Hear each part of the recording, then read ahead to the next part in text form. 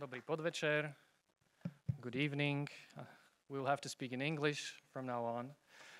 It's a great pleasure to be here and to see that there's so much interest in Bratislava to do philosophy on Sunday evenings, a wonderful summer evening, and we'll be talking about very practical issues, but also issues that have deep philosophical meanings. And it is my pleasure and to welcome all of you and welcome our guests and introduce our guests. In our audience, there are people involved. I see a lot of faces I know, including politicians. We have a former prime minister in the audience. It's a great privilege to have you all here and to have our distinguished guests. Let me introduce a little in the greater length than they were already introduced. Professor Ryszard Legutko, as first, who of course is a Polish philosopher and politician and professor of philosophy at the Jagiellonian University in Krakow, specializing in Asian philosophy and political theory.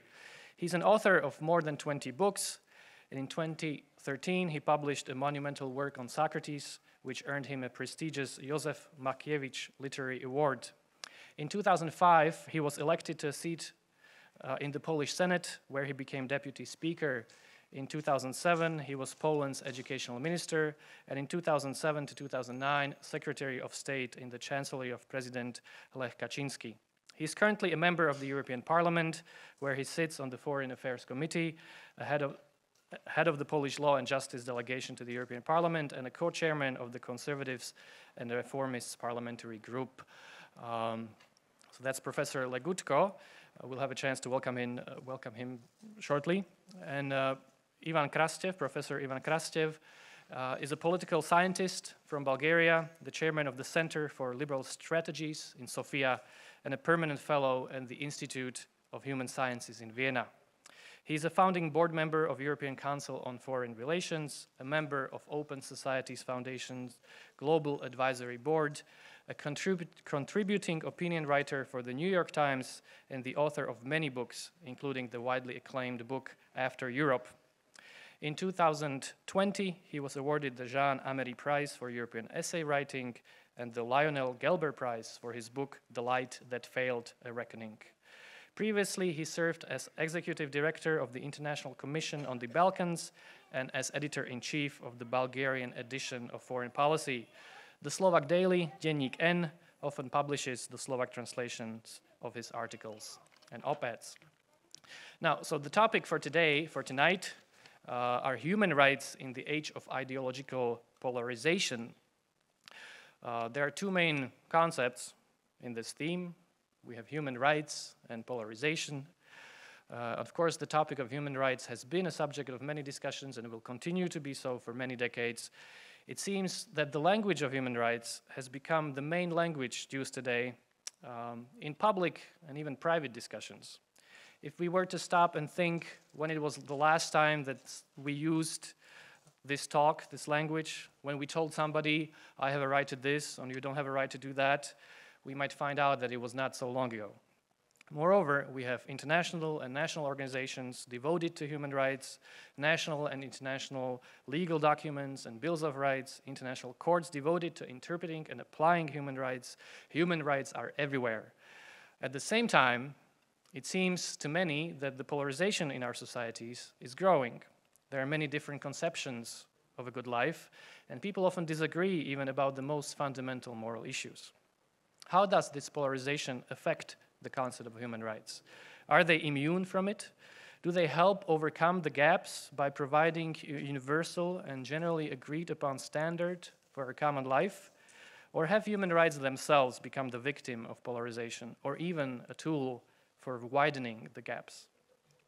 It is my hope that we will explore these and similar issues tonight. There is, of course, no chance that we will give satisfactory answers to any of these questions, but hopefully we will manage to get to the bottom at least of some of them.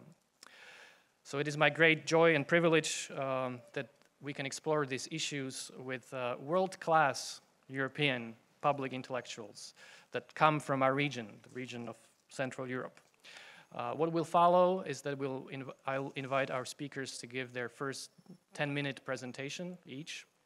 Then we will have a 40-minute discussion among the three of us, and then we will open the floor to your questions and comments that you can either formulate via Slido or in person. So without further ado, I now give floor to Professor Legutko for his 10-minute opening speech. Please welcome Professor Legutko.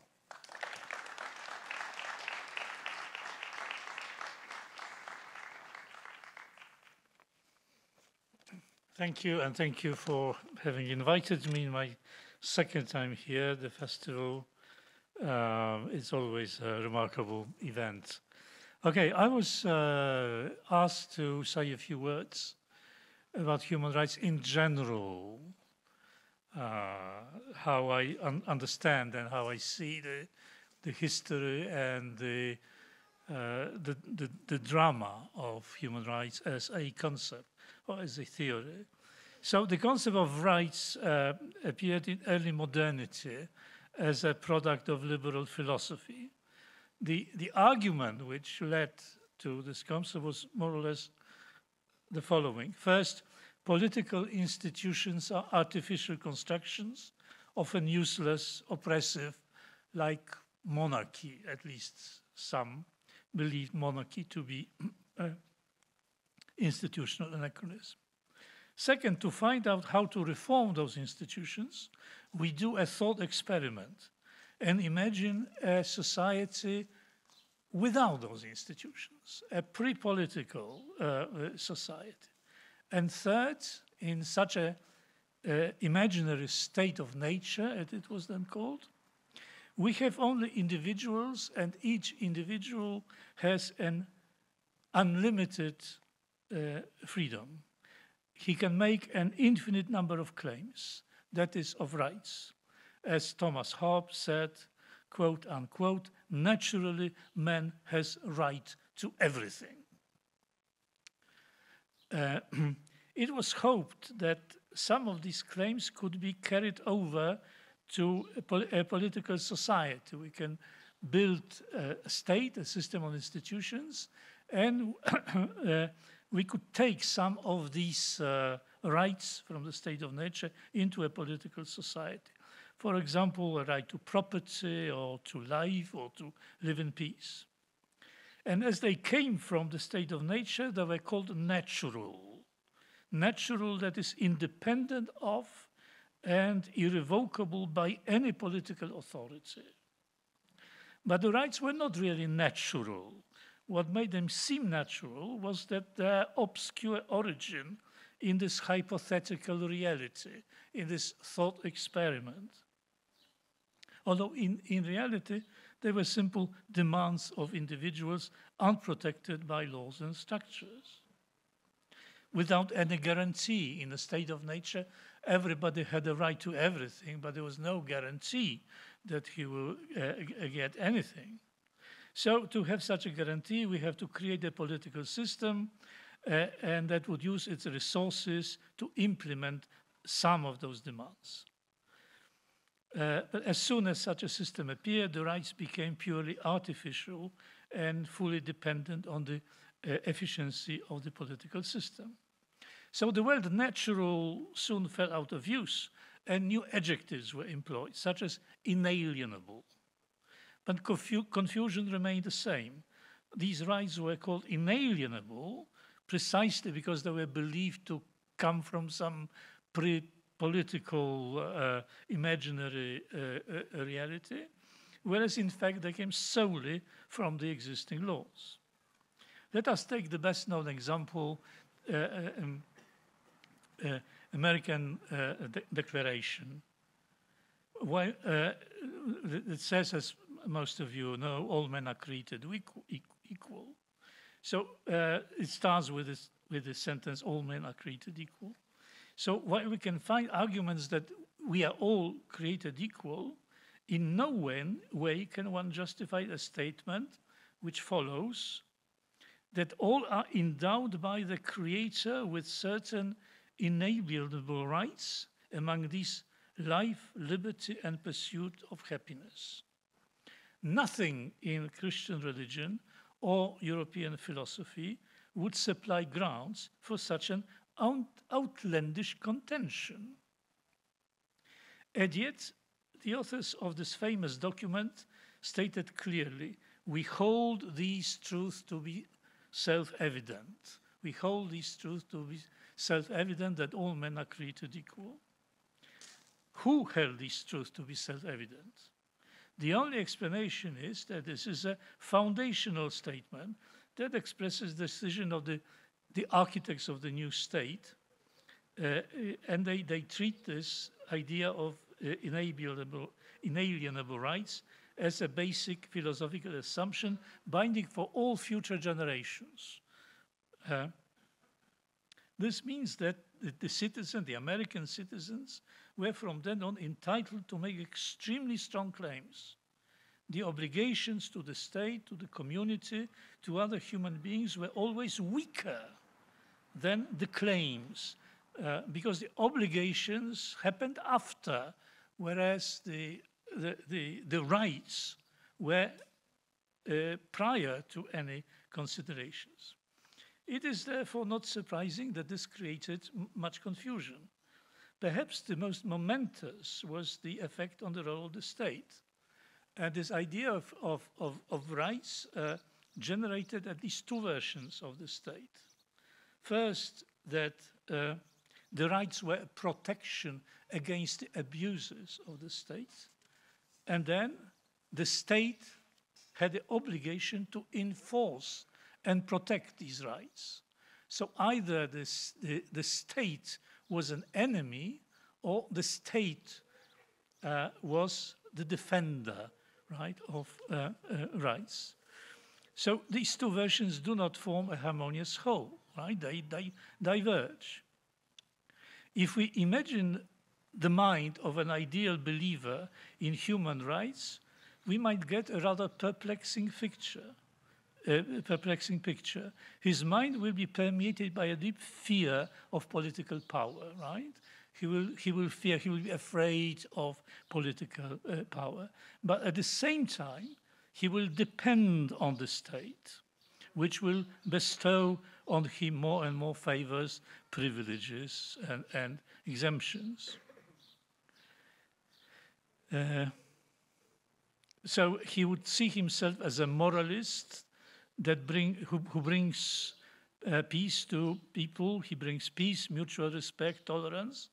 At the same time, he will have a deep sense of the enemy, and he will be tracking down all possible violators of rights, and will be hurling wild accusations.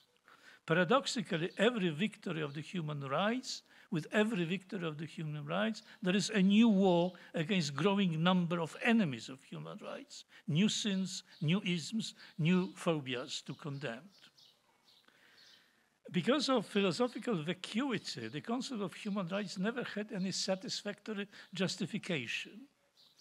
Let us take the best known justification. All human beings have their inborn dignity, and this entitles them to rights. But this is a bad argument. Dignity has never been about rights, but about obligations, as the principle of noblesse oblige unequivocally indicates.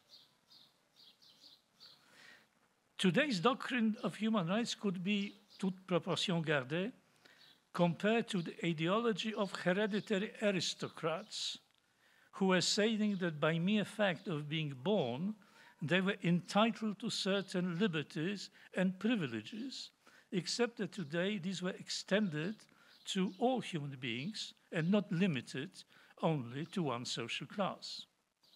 Just as for the aristocrats, the alleged dignity could be used to absolve undignified behavior, so today dignity-based rights have been serving as a justification for the low activities, which no morally sane person can defend. Dignity, in other words, should be about the high, not the low. How can one preserve dignity when one is doing undignified things?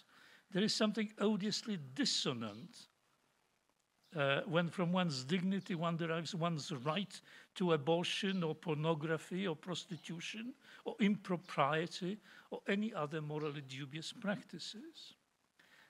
But despite, or possibly because of these untenable assumptions, the whole concept became most alluring. What people found irresistible in the concept of human rights was a simple message. Everyone can explain their demands, irrespective of moral quality, in the language of rights. And once they are formulated, once those claims are formulated in the language of rights, they acquire a noble status and legal protection. But for this, a price is to be paid. The world of human rights has become to resemble a financial pyramid. Predictably, the aspirations cloaked in the language of rights began to grow at a speed that nobody anticipated.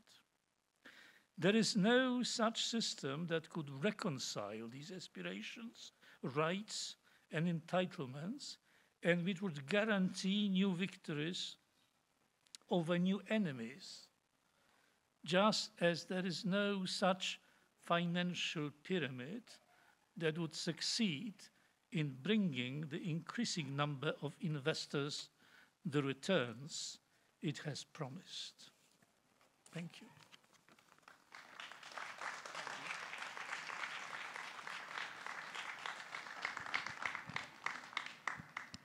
Thank you very much, Professor. And now please welcome Professor Krastev and his opening remarks. Thank you very much for the invitation. And we already lost the youngest philosophers. No. I do believe that they left even before we started. But what I'll try to do is basically take a much more historical approach and try to answer three questions. The first is, I'm also interested where the idea that rights are self-evident comes from, but where they comes from not simply in the works basically of the philosophers, but coming from a very specific cultural practices. So when during the French Revolution, I do have a French society in which people were visibly and self-evidently unequal, how it became possible to claim that it is self-evident that people basically have the same rights and they're equal. And here, historian Lynn Hunt has a quite interesting observation. She said, one of the important things that happened in France in the decades before the revolution was the mass print of sentimental novels. People have been really eagerly reading novels about suffering queens, but also suffering maids. Suddenly you start to identify with people who are not like you. Suddenly you are identifying with people who have a totally different social status. Suddenly you have an imagination which was crossing the class lines and basically the social hierarchies. I'm saying this because, in my view, in order to define and understand why the human rights became so important, it is quite important to understand the centrality of the individual experience. In order for the individual to have rights, we should try to think in terms of the individual. And of course, this is a very strong tradition, going back for sure to the religious tradition. But around the French Revolution, this kind of a new mass culture, and I'm saying this because it's going to be important for me for different cultural practices, which we're going to see and discuss today, it was critically important that you can imagine that you are somebody else. And this somebody else is very different than you. But back then, even when you were talking about human rights and when you believe that human rights are natural and when you believe that human rights are universal, you have the rights to the extent that you're a citizen. And by the way, citizens of a particular state. It is not basically that in this kind of a revolutionary discourse, the rights have been easily traveling and crossing borders. I'm saying this because the second coming of the human rights as an important discourse, which are very important to what we see today, happened in the middle of the Cold War, not in the beginning. Of course, you have the language of the human rights after the war in the 1948 Declaration of the United Nations, but it turned out, people have been studying basically the use of the term human rights in the American press, particularly before 1977. Human rights was very rarely used in the way you're discussing politics. The real and important problem with rights, and particularly the rights as a transnational phenomena, the fact that basically you have the idea that you should take care about rights of people who are not the citizens of your country, is very much the result, according to Samoin, to the fact that the socialist utopia and the kind of this type of a universalism basically was crashed very much as a result of the 1968 in Czechoslovakia. And as a result of it, you need for kind of a new moral politics, which is beyond left and right. Vladimir Bukovsky, the famous Soviet dissident who died recently, when he landed in Paris, he was exchanged for the leader of the Chilean Communist Party during the 1970s. He was met by the journalist in Paris who said, "Are you leftist or rightist?" And then he said, "I'm not coming from the left-wing camp. I'm not coming from the right-wing camp. I'm coming from a concentration camp." And this was a critically important moment which suddenly you have the language of the universal rights which allows to discuss first before left-right divide, but secondly to talk about transnational talk of rights.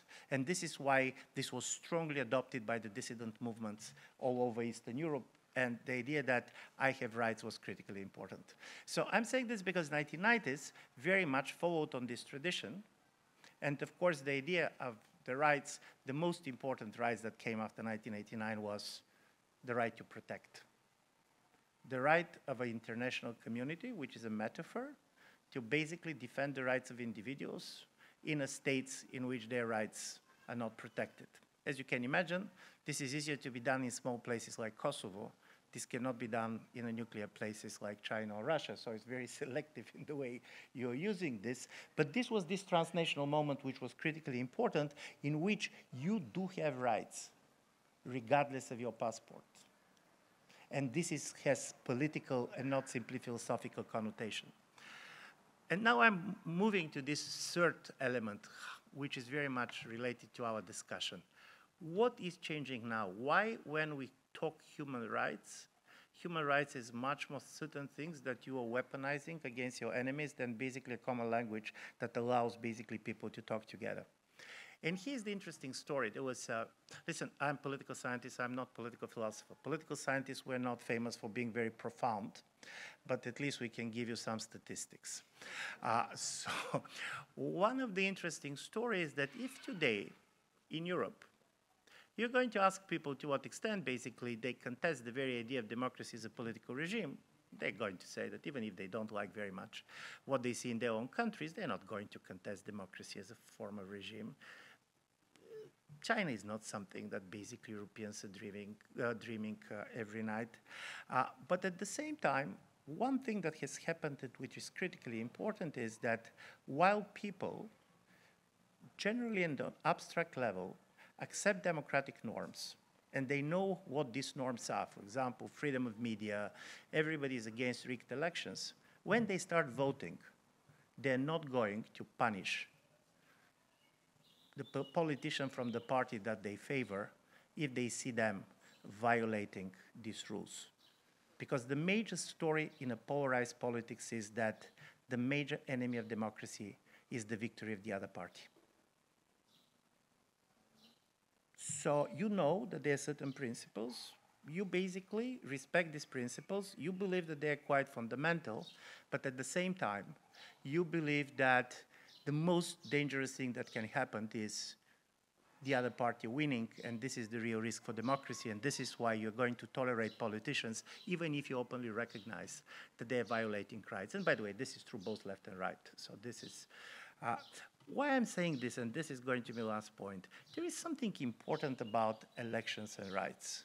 And the most important things about elections is not simply what they do represent, but also what they do not represent. When Tocqueville was traveling in the United States in the 19th century, he was very much impressed by three things. He was impressed how before the elections, politicians speak as if the end of the vote is coming. And then basically after the vote, you start to talk as if the normality has returned. And he believed that this dynamics between over-dramatizing and then over-trivializing the same problem is part of the way democracy worked.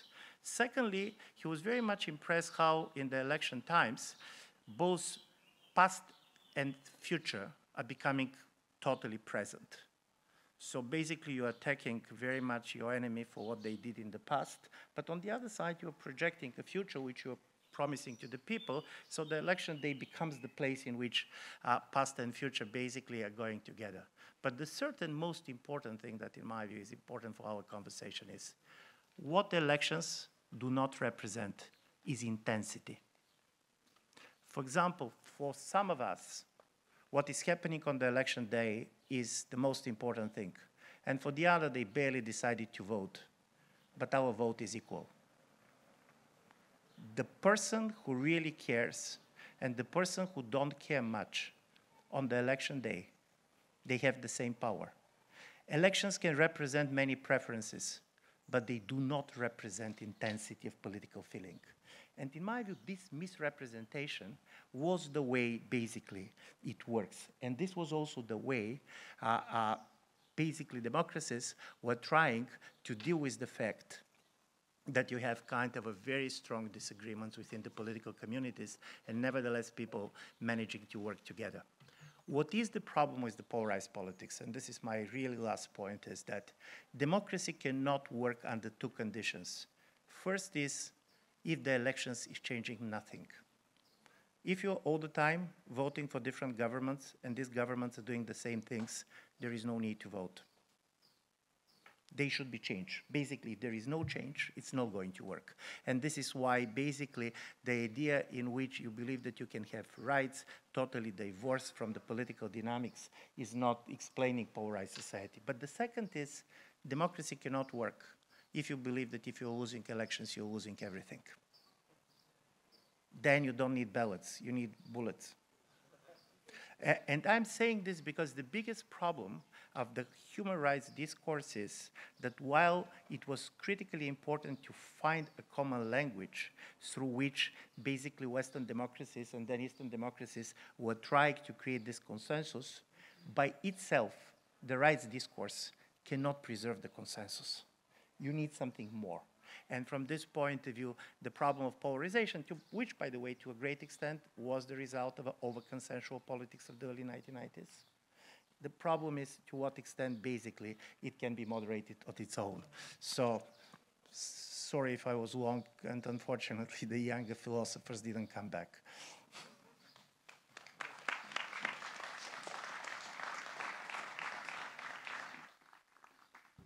Thank you very much. Now we have 40 minutes to kind of unravel some of the things that have been said. I might be asking simple questions to begin with. I think even though the concept of human rights, and you approach it from different perspectives, and there's history, there's philosophy, there's politics involved, it's very complex. But could we just begin by saying how you understand just what would be your definition of human rights? How would you define what it is? If we're talking about human rights, what exactly it is that we're talking about?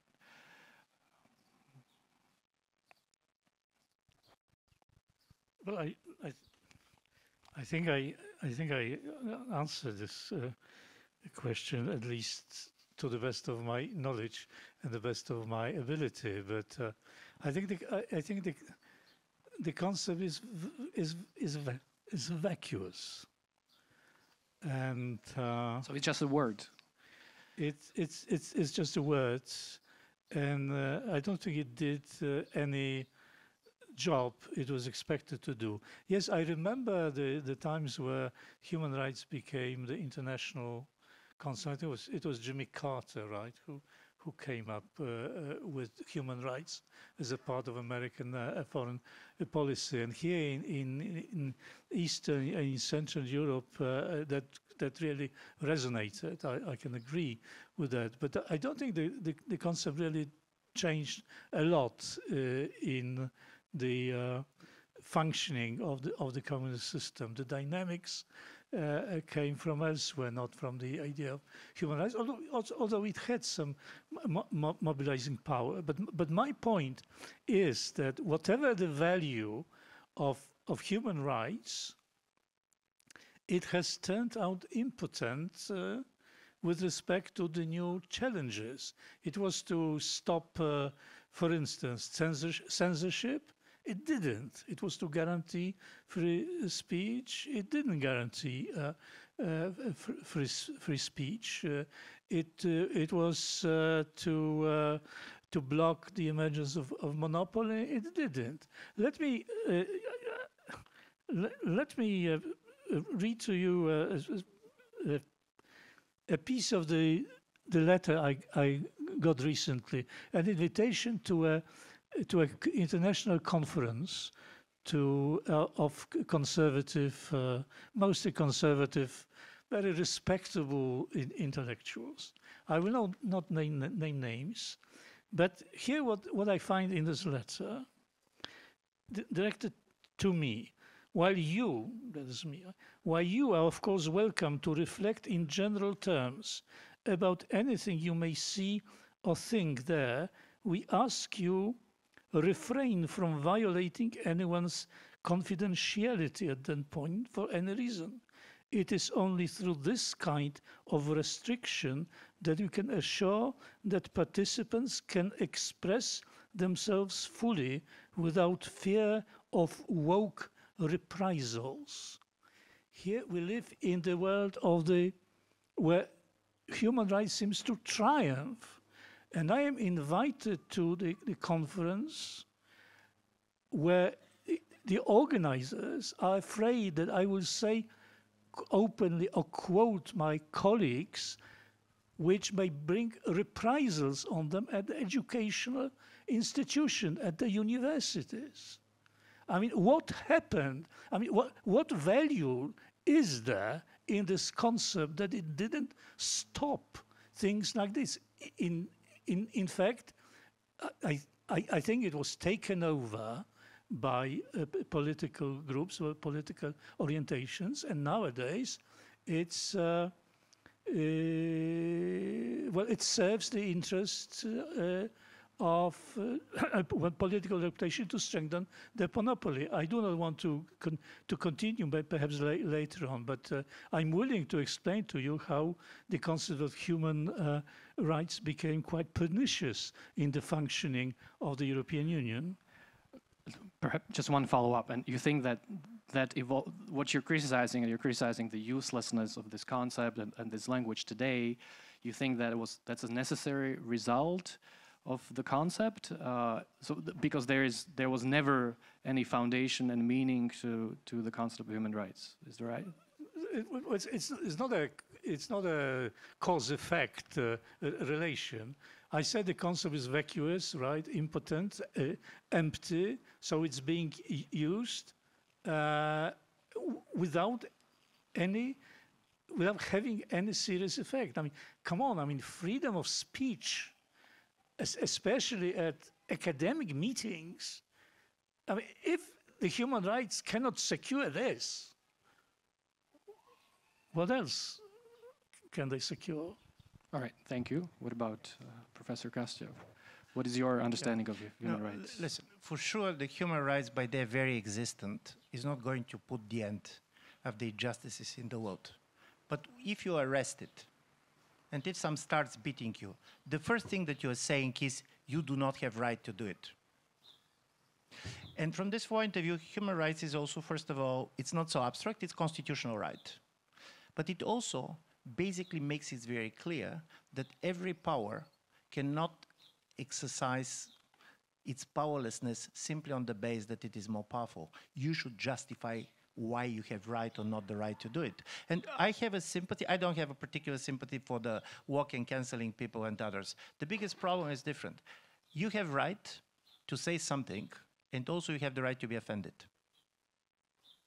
I can imagine that if I start do things that people here believe that are really hurting their feelings, they're going to believe that I'm doing something improper. I don't believe that they should stop me saying this, but people have the right of this. And the story is that you start to negotiate. What is the right? Do I own hurting other people or not? And from my point of view, there is the legal level of rights, which is very much to be decided by courts. But the other is how you're coexisting with people that have totally different sensibilities. I share one kind of a concern about what we're seeing these days, and this is the fact that there are two things that are coming at the same time. On one level, we are told that we should not basically touch the sensibility of other people, but on the other, we are told that we cannot be in the shoes of other people. For example, if I'm going to decide to write a novel on behalf of an African, people are going to say, how do you know this? Do you have the right to do it? Is this experience?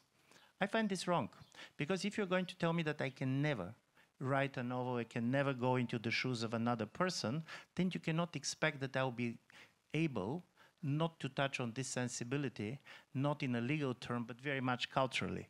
And this is a problem.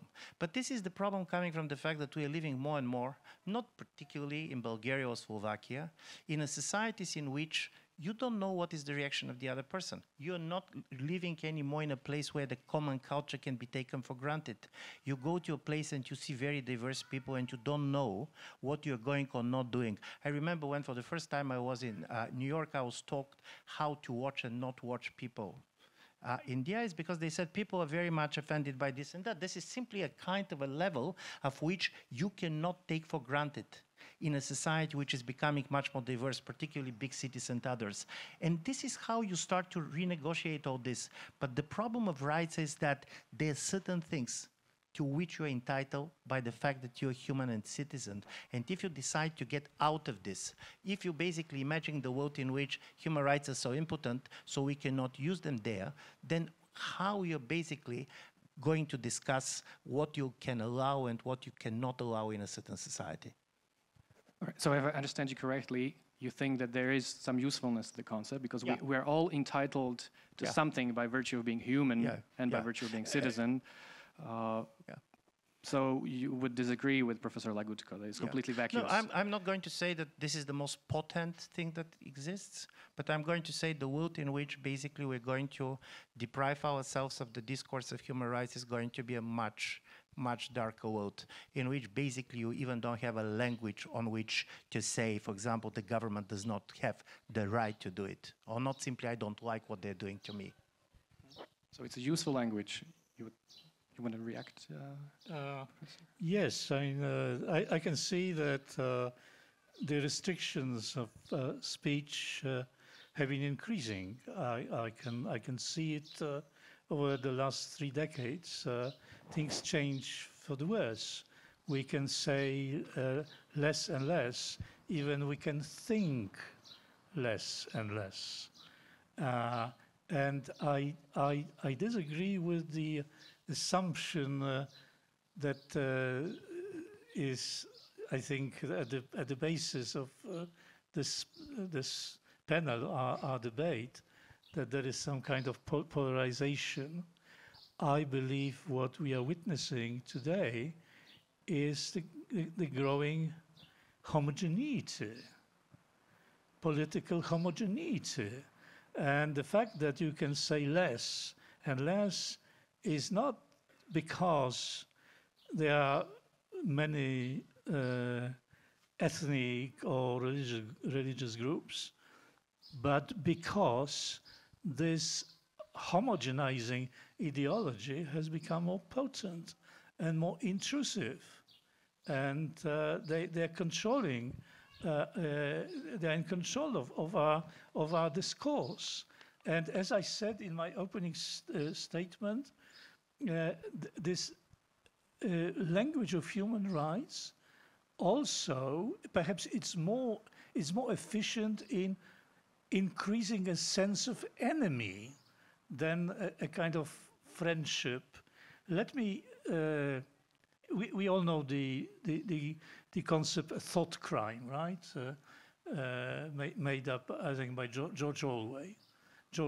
And there were, under the communist regime, there were there were many thought crimes, but not as many as today. Today's liberal democracy, with its religion of human rights, produced an ever-increasing number of thought crimes. Just to mention a few: misogyny, sexism, racism, homophobia, transphobia, Islamophobia, Eurocentrism, phallocentrism, logocentrism, ageism, speciesism, binarism, populism, nationalism, hate speech, Euroscepticism, white supremacy, misgenderism, and so on, and so on. Imagine how powerful a thought police has to be in order to identify and punish those wrongdoers. I mean, this is not a serene word of plurality. This is a very heavy-handed regime of intellectual and linguistic conformity. Thank you very much. First, in my view, it's very important when we talk about rights. What is the most important? And listen, liberalism was very much the result of the religious wars. You start fighting, and there are certain things on which you're never going to agree. There are certain type of ultimate values that you are not ready to discuss and you are not ready to compromise. But you're going to create a compromise on other things. And basically, what you're going to discuss and what basically you're not going to discuss was critically important. I'm saying this because for sure, many of the things that you're saying, listen, somebody can come with the list on the other side, basically things that you should say and not say, and this is part of the radicalization. Part of the radicalization is that I am not really interested to talk to anybody who is not sharing my ideas. And here, social media start to play a huge role. Because one of the most important things, and this is well known in psychology, the more you talk to like-minded people, the more extreme your views become. And we're living in an environment in which you're really more and more starting to talk to people like you, and you more and more dislike discussing with people that you don't like. This was, by the way, one of the reasons I was really very happy to have this discussion, because it's very easy to make a cartoon out of a person with whom you disagree. But listen, of course it's difficult. Is there a moment in which you believe that you cannot go, particularly if you're in a position of power, and start to take certain type of a woman and telling her this and that, and does she have the right to be offended, honestly speaking? And this is about the right. You cannot do this to me. And I find this a very important experience because this is not simply the legal norms, but this is the way that say, listen, if we want to have this conversation, don't do it. Of course, you can go to the extreme, and what is happening, as I said, cancel culture is something that I don't understand and I don't believe is right. Of course, basically people should be ready to speak. The most important is when you're speaking, you try to persuade the other side. Because at least democracy is a government by argument. If I'm just in the basically business to come and to offend the other side, then this conversation basically lacks meaning. It seems to me, and correct me if I'm wrong, that you both agree that human rights are social constructs. For sure. It seems, and if I understand it right, that's one of the reasons why you disagree with them or you find them useless. And this is one of the reasons why you find them useful. But it seems to me that fundamentally you both understand the concept of human rights as just something that was invented by philosophers or politicians, that it's not something that's objectively out there. It just, it's a social construct. Is that right? Is that fair? Yes, if I may. Yeah. Yes and no. I mean, yes, of course there are social constructs. The problem is that it's been used in the aura of objectivity, universality, and rights are trumps, not Donald Trump, but rights are trumps. One of the, I think, legal scholars, right? You use this. So Dworkin, wasn't it? Yes, I think Dworkin. so. Yeah, Dworkin.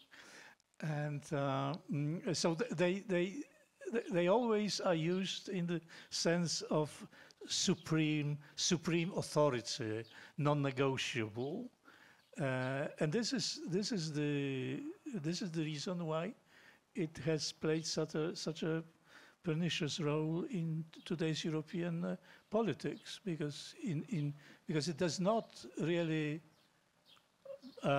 longer contain the ambitions of the European institutions, but it strengthens and justifies those ambitions. Article 5 of the Treaty of the European Union enumerates the principles that should be respected: principle of conferral, subsidiarity, and proportionality. Not once has the European Court of Justice used this article to block or to contain the encroachments of the European institutions. Instead, when you raise an accusation, well, the European institutions do not really respect the principle of subsidiarity. We do respect the principle of subsidiarity, but we also defend the human rights, right? The human rights in whatever formulation, and they are trumps. I understand you criticize the abuse of human rights, but what would you respond to a definition that would say that human rights are nothing else than an articulation of a requirement of justice from the perspective of the beneficiary, for example? That there is a natural law, there is some objective morality, and if we just translate that into the language, and we can translate it into the language of rights, and we can say that I have a right that no one else will intentionally kill me, and it's just a translation of the requirement of justice, nothing else. Well, there are two problems. First, theoretical and practical. In practical, it really never played any significant role. The conflicts still continue to exist. Some of them are extremely brutal and doesn't really help. Theoretically, I would say, why translate? Why translate the norms of justice into the language of rights? It makes all a mess. Why not have the system of justice based on norms and principles? Why rights? I find it intellectually really bizarre, to say the least. Yeah. So the story that I see is kind of slightly more simple. We are living in a democracy, people are voting. They're electing a government. What is going to stop government to believe that because they have won the elections, they have the rights to do everything that they want? How we understand that we're treating as inhumans. And from this point of view, this is very old Kantian. I want to basically address you in the way I'm addressing humanity. So the rights are based on a very simple demand. Treat me as human. And treat me as human means I have rights. There are certain things that you do not have right to do to me. Nevertheless, how powerful you are, and nevertheless, how different we are. Are they people violating these rights? Yes. But because rights exist, we have the right to be outraged when they're doing this. Listen, in what you're telling that there is no rights issue, why you're outraged that Putin attacked Ukraine? He did it, he can. We need a moral kind of a basis on which you say, this is right and this is wrong. And basically the idea that the rights of self-determination is critical, that rights that basically people cannot be killed is very important in order to create a moral atmosphere which is also socializing societies. The moment you're going to get outside of the rights discourse with all the kind of extremes and so on, which probably we're going to agree on, then you're entering in the world in which everything is just power and personal justification for any type of politics that works for you. So you do think that there is some objective element, a universal and objective element to human rights. Believe. And so if I were to ask further, where do you think it comes from? What's the foundation for that? No, listen, I'm coming, to be honest, from a very secular background. Probably because of it, I have respect for religious people, because I'm not coming from the revolt against kind of a religious community. Isaiah Berlin once said that in the way some people do not have a ear for music, I don't have an ear for God. But from this point of view, I do believe that, of course, the very idea of understanding humanity as a community, you need a right. And Christianity was critically important, making understand that people are equal. In their case, it was they were equal in their relations to God. What happened after that was that there was a very important historical experiences that this universality and this idea that you need this construct in order to regulate human society was critical. I'm going to give one example. After the World War II, one of the very strong, at least for me, liberal tradition was so-called liberalism of fear, Judith Clark and others, and this was the problem of cruelty.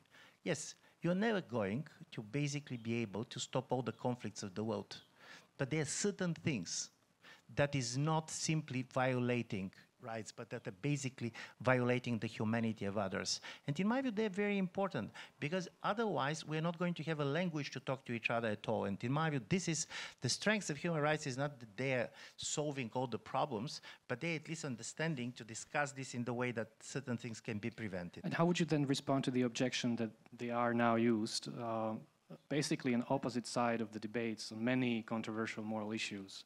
Right to life is used in favor of opponents and proponents of euthanasia, for example. And we could talk about other rights, or rights are opposed to each other in abortion issue and many other issues, right? Sure. So what's your explanation for that? If you think that the concept is useful and has some objective element, how come it has become so polarized, so a tool for disagreement? Listen, this is the basic definition of success. When something becomes successful, everybody is weaponizing it. Now everybody is talking the rights language. But remember, from in opposition to what the rights came, and this is why the French Revolution was important for me. Rights was opposed to privileges. The story was that some people, we all have rights, and some people have privileges, but even when you are going to destroy the privileges of somebody, you cannot go after their rights in a certain way. And this is, in my view, critically important. Now you have the weaponization of this, and of course everybody is going to speak rights, and this is why we have a society in which there are more lawyers than the rule of law.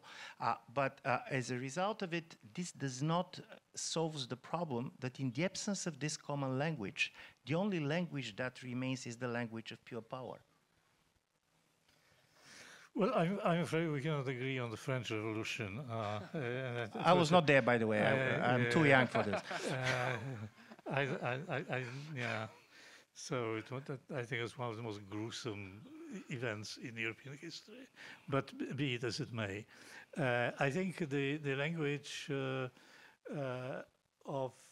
of rights has become useless because it's become corrupted. We do not communicate.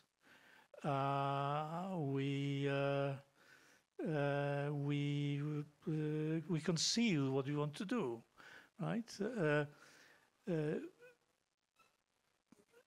And you are right about power, but the problem is that human rights have become the instruments of power. Now you have right to free speech, but then so there should be the presumption that we are all entitled to have this possibility of speaking freely. But now you have hate speech. And who defines hate speech? Hate speech defines those who have power.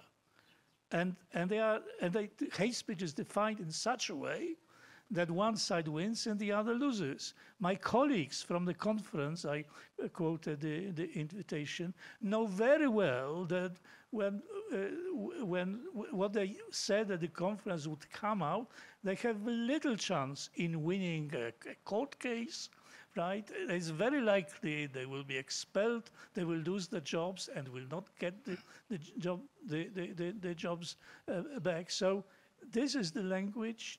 This is the language of power. You didn't have any reproductive rights either in the Universal Declaration or the Charter of Fundamental Rights or European Convention. No such thing as women's rights.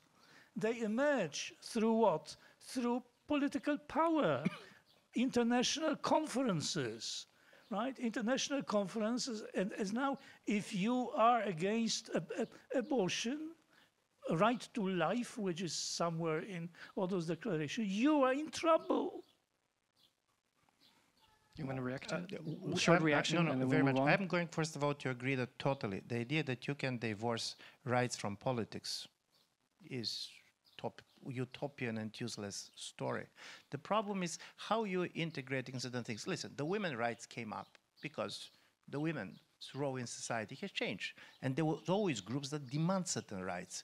You can decide, this is a political process, and you can agree, you can disagree. This is why the politics is there. But in a certain way, how you decide that certain consensus about things has been achieved. And from this point of view, one thing that has disappeared is also the language of rights, is the language of self-limitation. It is not simply to try to limit the others, but also you're trying to limit yourself, and not because you're going to be censored and so on, but because you believe that this is how complex societies function. And in my view, this is very important. We stop to limit ourselves. By the way, this is the problem with polarization. Polarization is never one-side game. You start to believe that you have the right to do everything else because the other side will do the same. The moment you go with this logic, then you go for the escalation to extreme. Then basically, and talking about religious Catholic tradition, René Girard is somebody for whom I always had a very high admiration. This idea is that in this kind of struggles, you start very much to resemble the one that you are fighting. And the most difficult is basically to keep your difference and to keep your identity and not to go to extreme. And this is why the idea of self-limitation, I'm not doing this not because somebody is imposing this to me, but because I believe this is right. For example, not to call this person this and that. For me, this is much more important. We'll give a chance to the audience to ask questions soon, but my last question before we take questions from the audience. So it seems to me that even though you disagree about the usefulness of the concept, you would agree that both of you think that there are some problems with this language. You're talking about weaponizing the language. So there's a problem with the concept of human rights and its use today. And if that's so, what are your suggestions for alternative platforms of discourse, languages, or how else are people with different conceptions of good life are supposed to talk to each other today? Would you have recommendations, ideas? What would you suggest? Or you think, or Professor Krastev perhaps think that we should continue with the human rights talk, perhaps just be aware of the dangers? Or are there other ways? Are there other languages, platforms, ways to live together, communicate, despite our differences? Well, as I said, I don't believe that there is a polarization. I don't believe that there is vibrant pluralism. I think that we are facing the growing homogeneity and conformity. In fact, I think that we have a kind of soft despotism emerging of the type that Tocqueville described in his Democracy in America. Slightly different, but fundamentally similar. I think the problem is that I think it was probably as a result of 1968 that the political right capitulated, the political left won and the political right capitulated. And nowadays, you do not have the classical division between left and right, the party of change and the party of continuity. You have the mainstream, and you do not see much of a difference between the Greens, the Liberals, the Socialists, even the Communists, and the European People's Party. Some Christian Democratic Party, not really much of a difference. The difference is like that between Tweedledum and Tweedledee, and so there is this common agenda, and the common agenda expresses itself in the growing power of the international in institutions, the media, universities, and so on. So this is the danger. Not that we are lost in a sea of diversity. This talk about diversity, I find it the most successful hoax of the last decades. There is no diversity. Those who talk about diversity are indistinguishable from one another. But if we are to get rid of the discourse of human rights, what's in your opinion? What's going to look like? How are we going to talk about these different issues? I don't have problem with that. I don't use the language of human rights, and I communicate fairly well with my colleagues from the left and right. Some hate me, but at least they know what I stand on. But as I said, I think the language of norms and the language of principles, that's what philosophy has been about, not rights. Thanks. As I said, rights are, for me, it's intellectually bizarre. Two things. One is on conformism and non-conformism, because I do believe it's an important discussion. But the most important non-conformism is to disagree with your own group. Listen, we are very easily non-conformists with people whom you don't like. But the problem is, if there is a problem with a non-conformism, is that both left and right, in my view, are losing the capacity to disagree and to criticize their own groups. And this is a problem. Political parties are becoming like a football fan clubs. You basically go there, you belong, you have community, but there is no ideas and principles on behalf of which you say, listen, I'm criticizing you because you are not doing this and that, what I expect. This type of a non-conformism, in my view, is very critical for every type of society. And when you say what is worrying me, what I do believe has changed is our relations to the future. For different reasons, we start to fear the future. Listen, one people fear the future climate. But listen, it's serious. So there's the end of life. The other demographically, it's the end of my way of life. We Bulgarians are going to disappear in 50 or 60 years. So you have this climate imagination. Then you have the demographic imagination. Then artificial intelligence. And suddenly, the problem of democracy and also the problem of rights and emancipation was, listen, we have a problem now, but we can solve them in the future. Suddenly, future is disappearing, and from this point of view, I share many of your criticism to identity politics, but to be absolutely honest, and I'll go to say something politically non-correct, I don't see major difference in the way the Polish government talks and some of the minority leaders in the United States. Everything is about the past. Everything is about reparation. We're redressing, so going to Germany in the middle of the war. Is it legitimate? Yes, but slavery is also a legitimate issue. The problem is that suddenly past replaced the future as the only way of identity building. And in my view, this is destroying the idea of a common life as a possible life in which people are not going to become the same, but they can live easier. And from this point of view, there is a homogenization for sure, and part of it comes from the idea that you have a global media. And keep in mind, this is going to become even more homogenized the moment where all the algorithm starts to translate easily. For countries like Bulgaria or Slovakia, we have small languages. So we're protected because of it. So if somebody decides to have a fake news in Bulgaria, this is an effort. You should learn the language. But then in 3 or 4 or 5 months, this is not an issue anymore. In a certain way, anybody can address you on your own language without speaking this language because it's going to be algorithm and tell you this and that. So from this point of view, you need a language. And one of the strong language of rights is you do not have the right to do this. And by the way, this is why the rights was used by everybody, people that you like or dislike. During, for example, the anti-vaxxer protests, the language which people was using was the rights language. You don't have the rights to impose this to me. This is the language to which citizens speak to the state. Get this out of it. And basically the state and the citizens are going to watch it either as somebody who have fallen in love or somebody that have divorced. So, last question for you. So, do you see future for the human rights and human rights discourse? You were talking about the importance of thinking about future for the common listen, life. when you say what it means, future for the human rights, I do believe basically not having rights means does not have constitutional regime. Do I believe that I prefer to live a regime without constitution? No, I don't believe this. Okay.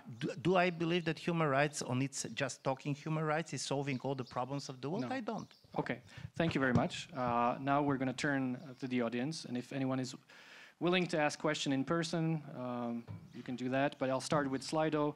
The most popular question is the following. Presuming human rights exist, how can we tell whether something is or isn't a human right? Well, I know Professor Legutko doesn't share the presumption, so I don't know if he wants to answer this question, but Professor Krastev, do you want to answer this question? Presuming they exist, how can we tell whether something is or isn't a human right? Do you know the famous definition of what is pornography? No? You're going to basically recognize it when you see it. Okay. Okay. Want to add something to it? So human right. No, that's the fun of it, because it's completely arbitrary. If you have enough power, you can make a claim a sacred right, and also if you have power, you can turn what seemed to be a sacred right into a baseless claim. Okay, the second question. It's coming up. Okay, we have some questions in the audience too, but I'll ask the second question first. Second most popular question by Matusz. What is your definition of a human being when human rights are a social construct? So I guess that's a question for you. That's one of those elementary questions.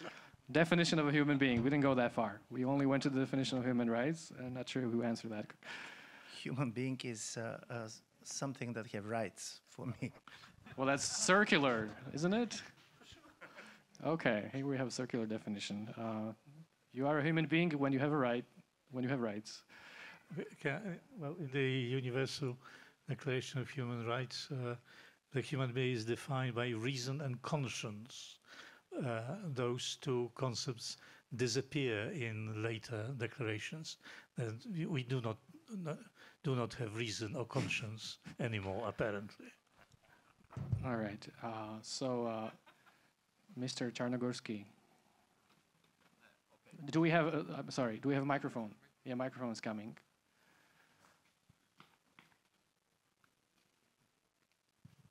Oh, thank you, Czarnogórski, Bratislava. What about a process of turning a right into a human right? And especially the question, if it needs, say, centuries for turning a right into a human right, or just, say, decades. Specifically, the General Declaration of Human Rights from 1948 consists of some package of human rights. But now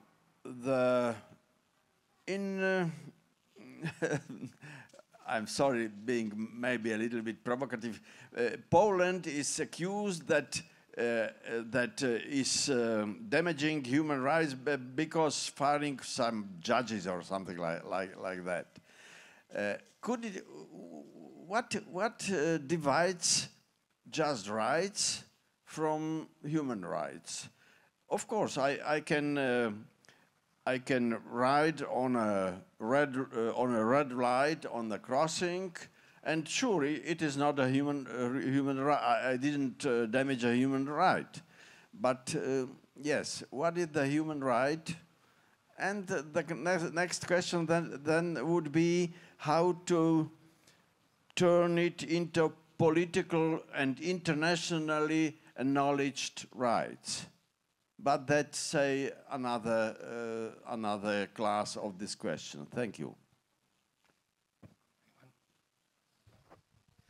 Well, originally there were not human rights of man, right? In I think Thomas Paine, and it was customary to talk about rights of man that were what we would call political rights, referred to citizenship, right, voting. There was some question of property too. But then I think it all changed with the Universal Declaration of Human Rights, which broadened this spectrum: social rights, economic rights, cultural rights, and under the cover of social rights or cultural rights, you have certainly more things, more claims are possible to be made than initially. So that's how I see it. But in international organizations, I don't think that international organizations should become the tribunals of anything.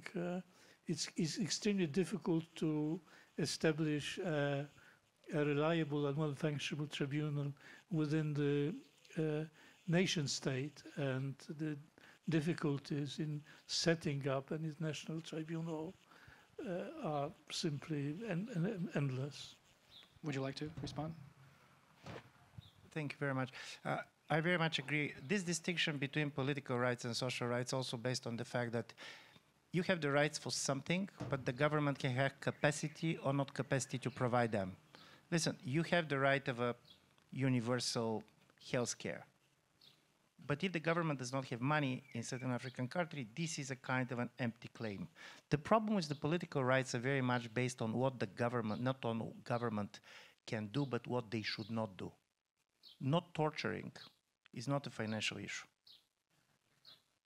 So you cannot say basically I cannot do it because, and as a result of it, this distinction between political and social rights was important. And for many human rights activists, the expansion of rights, of course, has a cost. The problem is that when basically everything is right, you're losing these fundamental rights. And even these fundamental rights can be defined very differently. For example, the rights to practice your religion. In Europe, what I have noticed in the United States is very different. In Europe, normally it means that nobody has the right, basically, to interfere and to change you. In America, it's very much the right to convert. It's much more missionary tradition. So from this point of view, all these rights, they are not coming from nowhere.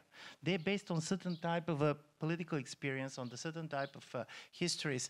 And the interesting story of the European Union, and also going to the question of courts and others, the problem is that if it is a common legal space, you want to be sure that anywhere you go in the European Union, you can rely on the fact that there are going to be independent courts, which means that the governments are not going to be the one that can take decisions. Because, for example, if you're a Bulgarian company and you're suing a Slovak company here, you don't want the Slovak government to take the decision. And this is not so difficult, and it's not easy to be implemented. I don't want to go to the concrete case, which is much more complex in Polish case. They're not the first one that they try to stuff people in the constitutional court. So from this point, but this is the idea that you should have exercised the same rights, nevertheless, where you go on this space. And this is important on the level of individual, but it's also very important on the level of company in order basically to have a common economy. Thank you. Question from Samuel Trizuliak back there. Good evening. My name is Samuel Trizuliak. I'm a PhD student in history. I also work in politics. Thank you very much for coming to Bratislava for this insightful discussion. Thanks to both of you. I have two questions. My first question is about the European project, about the European Union. We have discussed the discourse of human rights. You are both important European public intellectuals. And I wonder what you think the current state and developments in the human rights discourse mean for the future of the European Union. Do you think the developments in human rights are something that can tear the European Union apart, or rather they're something that is reinforcing the European project? That's a question to both of you. And my second question is, Professor Krastev mentioned Samuel Moyn, who is a Harvard Law School professor, formerly, now he's elsewhere. He wrote another book called Christian Human Rights, where he describes how the discourse originated really in the 1930s, 1940s as a Christian concept for Jacques Maritain and, for example, Pope Pius XII. So my second question is, do you think that, if you are familiar with the argument that Samuel Moyn is making, do you think that human rights can survive as a concept which was invited by Christians if Christianity is on decline in the West? Do we not need a revival of Christianity for a revival of human rights? That's perhaps a question to both of you, if you like. Thank you. All right. Thank you. So first, European Union, the future of EU and human rights. How much time do I have? A minute. Well, there is no better place to see the deterioration or the vacuity of human rights than the European Union. That is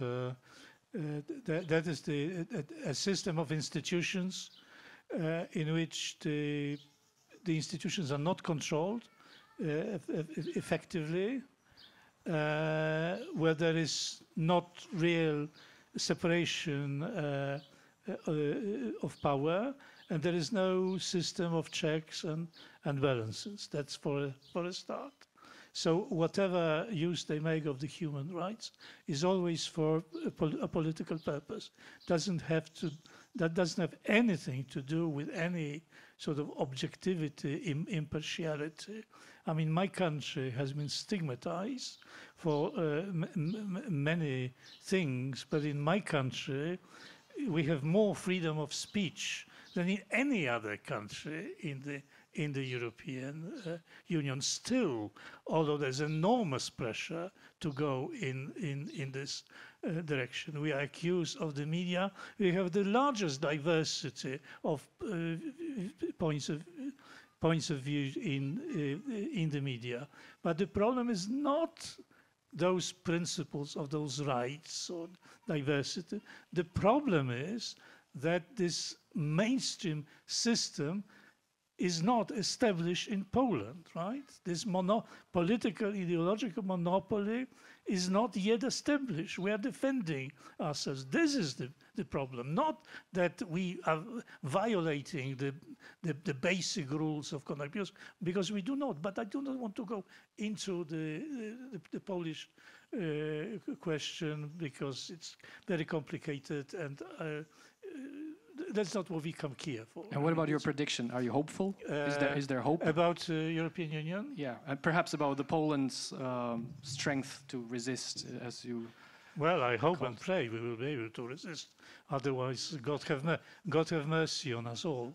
All right. And the Christianity, just one sentence. There were several attempts to find the roots of human rights.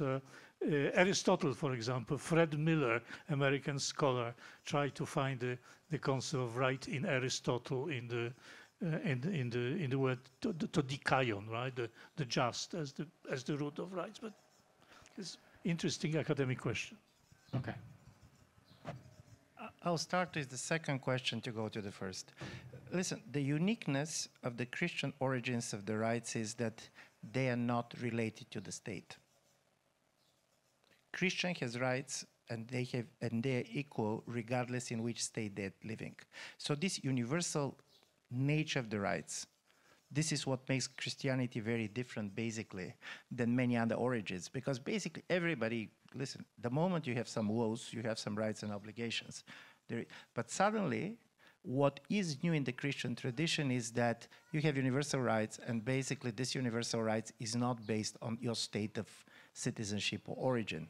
From this point of view, European Union is trying to get on this. European Union has a lot of problems of its own. This is, but the interesting story which you say, and I agree, by the way, Poland is a place which is much more pluralistic than we believe.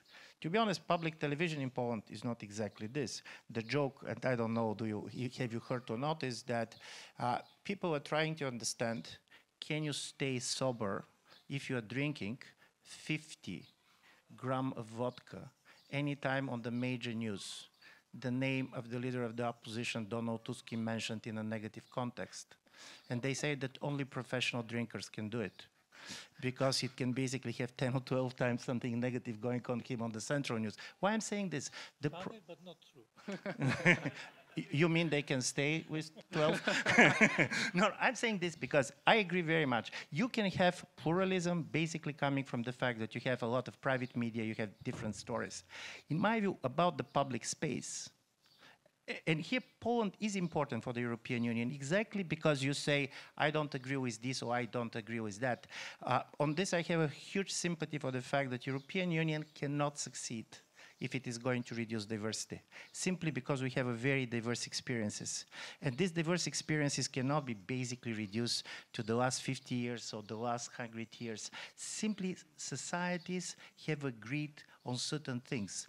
But this type of diversity does not mean that you cannot have a certain type of a rights that you share.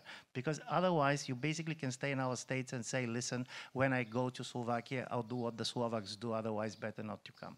So you do think that human rights can exist even without the Christian universal foundations, that they still have a chance? But listen, Christian universal foundations cannot disappear. There is no European culture in the absence of it. It is not, this is in my view the biggest challenge, and I can easily understand why this could be really disturbing for many true believers, because in a certain way, even people who basically are saying that they have nothing to do with the Christian religion in Europe, all their culture, all their makeup is coming from there. Listen, this is what it means to be part of a success of the Christian tradition. But having the Christian tradition is not the same as having a functioning Christian religion. It is not the same, basically, as having the power of the Christian church. And this is a major difference. But otherwise, we all are made by this tradition, including people who are very much kind of critical to it.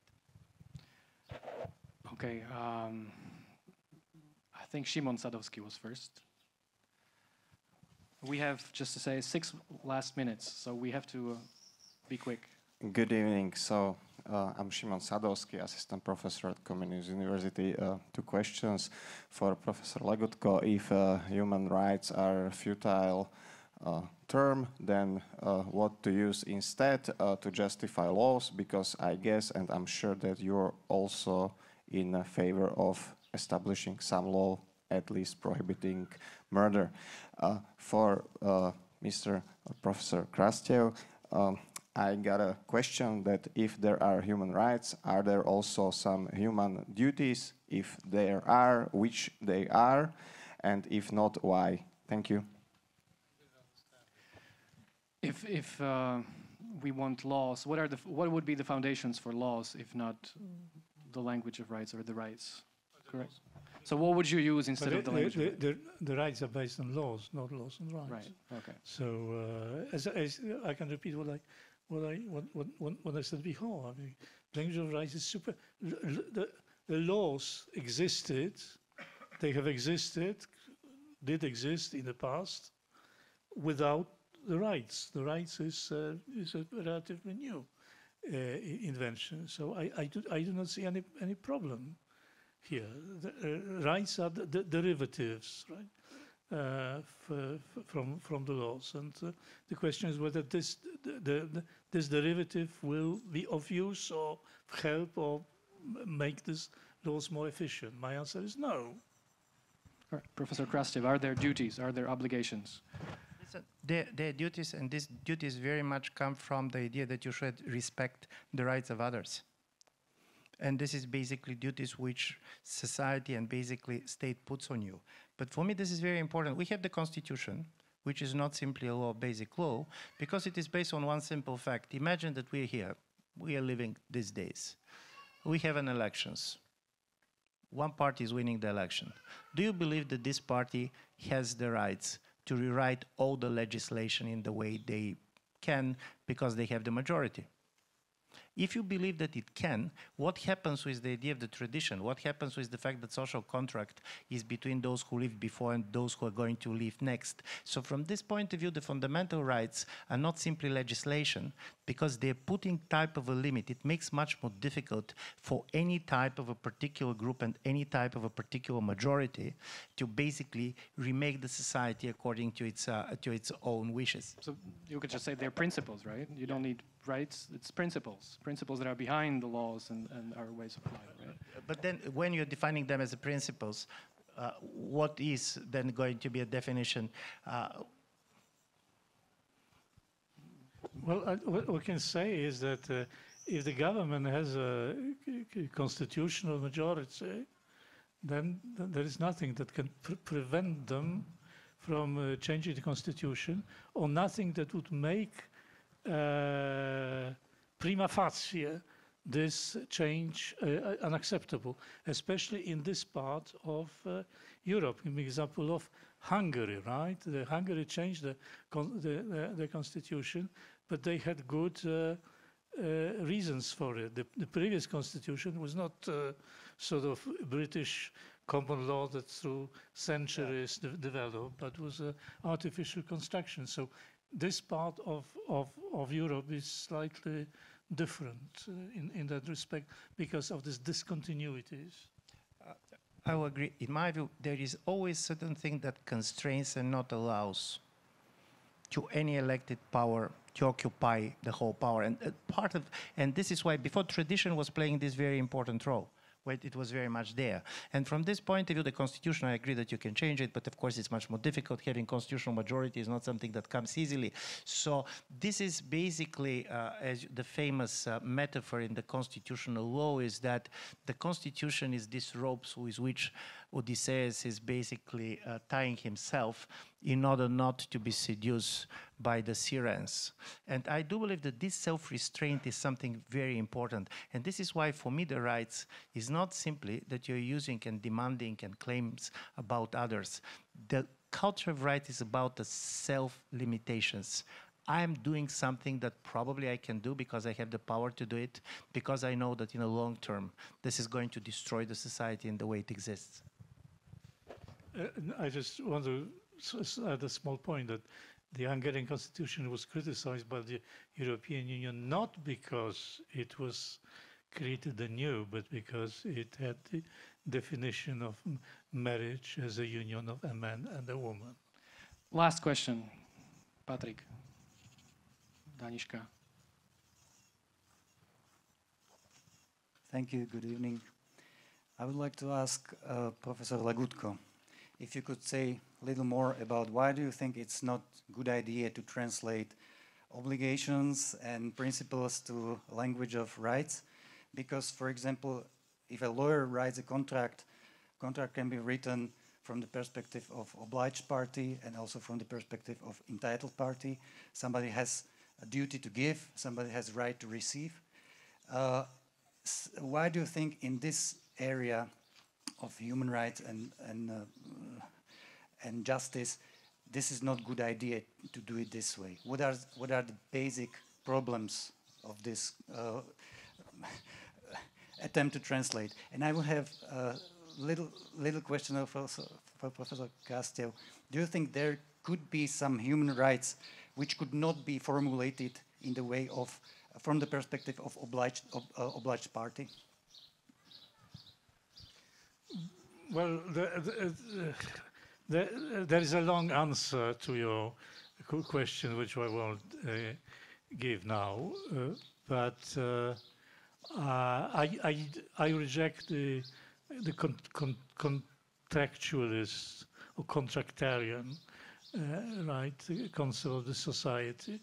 But I think what the human rights idea did, and the wrong consequences of it was, since everyone can claim rights, in fact, the consequence was that the entirety of human relations have tended to be regulated by law or by judges, right? Whereas one would think that the society is such a rich and complex organism that a lot of things should be sort of left alone in the sense of, you know, habits, customs, established practices that have their own ways of solving conflicts. Whereas the human rights culture made the judges or the legal institutions the supreme masters of the entire society, including the relations between spouses, the relations between children and parents, and so on and so on. I mean, this is one of the really very lamentable consequences, because it makes the society control, it deprives the society of freedom. Last words from Professor Krastev. Thank you very much. Listen, I'm not a legal person, so I'm not going to give you a good answer. But for me, one of the important things is, when it comes to individual rights, this is critically important to understand to what extent very much this kind of a modern individual that we see is the result of these rights claims. Even till recently, in many societies, I'm coming from the Balkans, when basically somebody from certain family was killed, you should kill somebody from the other family, not being interested very much who exactly did it. To a great extent, individualization, preventing revenge, was one of the most important things. So every individual can be responsible only for things that he did. You cannot have this kind of a collective responsibility. My group did this, the other group did that, and then I'm going to kill one of you and I'm not interested in exactly who did it. So from this point of view, while the rights are the way to, of course, regulate relations of others, they're also a very important cultural practice that allow me to have claims, and because I have claims, this is my very much individual claims, and they're claims on my behavior too, which allow me to be individual, which means also to have reason and consciousness. Because being reason and consciousness is taking decisions and be responsible for them. All right, our time has unfortunately run out. I apologize to all those who asked questions through Slido and their question was not asked. Perhaps we can discuss it informally later. I have no ambition of summarizing this complex debate, but let me just pick one thesis perhaps from both of our professors that I take from this debate. And from Professor Legutko, I take that there is a fundamental problem with the human rights discourse, that perhaps we should think twice next time we use this word in order to defend our interests, and perhaps suggest it to our politicians that there are other ways to talk about justice than talk about rights and who has a right to what. And I very much like the idea that Professor Krastev suggested of self-limitation. That's another important thing that we can go and think about, how to limit ourselves, even as citizens, even as communities, even as representatives of certain interest groups. What are some of the limits to what we want to aspire and do and not do? What are the constraints, right? What is it that we shouldn't be doing to others? Is that fair enough? I'll use my right to remain silent. All right, well, and with this, thank you very much. Thank you to the audience for your patience and all your questions, and thank you to our distinguished guests, and one big applause for them, please. Thank you very much.